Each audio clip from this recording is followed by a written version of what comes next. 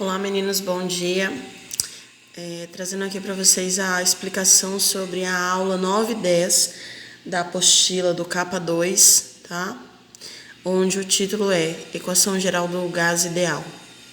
Quando nós estamos falando de gás, nós temos que lembrar que são substâncias no seu estado da matéria, o seu estado de separação da matéria total, ou seja, as suas partículas estão totalmente dispersas e ocupam um determinado volume muito grande. O volume de um gás é muito maior do que relativamente ao seu peso, ok?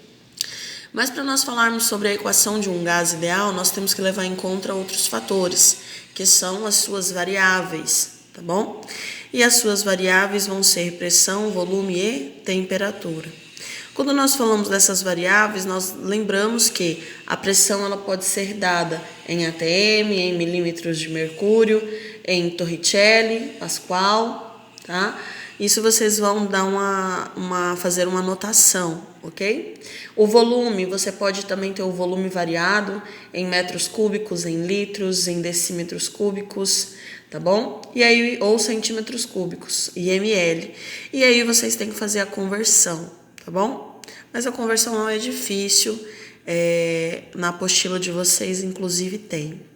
E a temperatura, que é sempre o nosso fator mais crítico, né? Quando nós estamos falando de temperatura, a temperatura tem que ser sempre em Kelvin, ok? Então, lembrando disso daí. Então, vamos lá. Se a minha pressão, se as minhas variáveis são pressão, volume e temperatura, e essa temperatura tem que ser em Kelvin, nós já sabemos o que nós precisamos fazer, certo? Vou afastar um pouquinho para ver se não pega muita claridade aqui, porque estou gravando com o celular. Então, vamos lá. Primeira transformação, a transformação isotérmica, ou a transformação de Boyle, tá? Essa transformação isotérmica, ela me diz o seguinte: iso é porque constante, térmica de temperatura. Então, isotérmica, temperatura constante, ok? O que está querendo dizer isso daí, professor? Essa transformação isotérmica. Essa transformação isotérmica diz o seguinte, que dentre essas variáveis aqui em cima, a temperatura dela é constante. O que vai variar então, professora? Volume e pressão. Quando nós temos essas variáveis, volume e pressão, né, fazendo essa mudança, nós temos o seguinte, nós devemos lembrar sempre que, quando eu estou estabelecendo que a temperatura não vai se alterar, eu vou ter, em relação à pressão e volume, duas características. Quanto maior for o meu volume, menor vai ser a minha pressão, ok?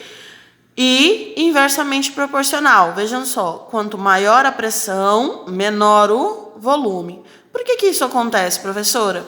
Porque quando eu ofereço uma pressão sobre um determinado recipiente, aquela pressão exercida vai fazer com que as moléculas de gás se comprimam. Logo, eu vou ter uma hipérbole, tá bom? Essa hipérbole me permite saber que eu tenho variáveis, tá, inversamente proporcionais. Como assim? À medida que uma aumenta, a outra diminui, ok? E à medida que uma aumenta, olha só, a pressão aumentou, o que aconteceu com o volume? Diminuiu, ok? Se eu tenho isso, logo eu consigo fazer o quê? Uma determinada equação química para isso, uma determinada equação matemática, né? Por quê? Porque a pressão e o volume, eles vão ser diretamente relacionados à temperatura. Olha só, pressão e o volume vai me gerar uma temperatura. Só que essa temperatura, ela é o quê? Constante, então ela não entra no meu cálculo, ok? Então, o que eu vou dizer aqui para vocês? Que a pressão 1 vezes o volume 1 vai ser o quê? Inversamente proporcional à pressão 2 vezes o volume 2, ok? Por quê? Porque a pressão de um lado, no início, vai ser diferente da pressão do final. E isso vai variar muito no meu volume, ok? Então, tá aqui, primeira equação química, primeira equação para a transformação isotérmica. Então, pressão e volume 1 é igual à pressão 2 vezes o volume 2. Continuando aqui, nós vamos ter a transformação isovolumétrica, tá bom? A transformação isovolumétrica ela é um pouquinho diferente da transformação isotérmica. Isovolumétrica, iso é constante, volume. Então, o meu volume é constante, ok? Aqui observe que nós temos uma reta linear, ou seja, a pressão aumenta, aumenta a temperatura. Aumentou a pressão, a temperatura vai aumentar gradativamente também. Então, observe que elas são o quê? Sempre proporcionais. Quando são proporcionais essas, tanto a temperatura quanto a pressão, eu posso estipular o seguinte: pressão 1 sobre a temperatura 1 vai ser igual a pressão 2 dividido pela temperatura 2. Por que isso acontece, professora? Porque tanto a pressão quanto a temperatura 1, elas são diretamente proporcionais, tá? E quando é diretamente proporcional, a gente faz esse cálculozinho aqui, ok? Então, pressão 1 dividido pela temperatura 1, pressão 2 dividido pela temperatura 2. Visto que cada exercício vai dizer para vocês uma transformação isovolumétrica. Se a transformação é isovolumétrica, vocês já sabem qual fórmula tem que usar e que o volume é constante. Então, vocês não precisam colocar o volume na equação de vocês. Continuando aqui, nós vamos ter a transformação isobárica, tá bom? Na transformação isobárica é o quê? Pressão constante.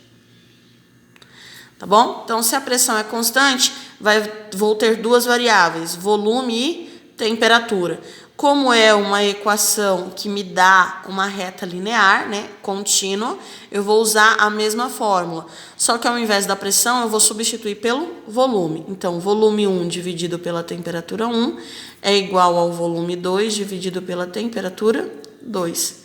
E aí, eu vou achar a fórmula para a minha transformação isobárica. Ok? Então, nós vamos ter a fórmula para a transformação isotérmica, vamos ter a fórmula para a transformação isovolumétrica e vamos ter a fórmula para a transformação isobárica. Professor, mas e se eu tiver esses três dados em um único enunciado? Então, vamos imaginar que nós temos uma determinada pressão sendo exercida sobre um recipiente, sobre um êmbolo, e aí nós vamos ter uma determinada temperatura e um volume. Após o procedimento, observe que a minha pressão, olha só, para onde é que foi o meu volume? Ele diminuiu, e a minha temperatura também vai ser alterada. Quando isso acontece, pessoal, eu estou trabalhando com três variáveis, tá? E aí nós entramos para aquela famosa formulazinha, né? Quando nós temos essas variáveis, pressão 1 vezes o volume 1 dividido pela temperatura 1 vai ser igual a pressão 2 vezes o volume 2 dividido pela temperatura 2. Essa fórmula vocês vão usar. Quando vocês tiverem essas três variáveis, pressão, volume e temperatura, ok? E isso quando uma delas alterar, ok? Vocês vão ter todos esses dados no enunciado, e aí ela não vai ser uma transformação, nem isotérmica, nem isobárica, nem isovolumétrica. Ela é uma equação geral dos gases, tá bom? Se você tiver essa equação, você consegue calcular todas essas transformações, tá? Com essa fórmula, não precisa necessariamente das outras. Mas, para ser mais rápido, se você já sabe de que transformação você está falando, você pode usar, né, utilizar as fórmulas das transformações, ok?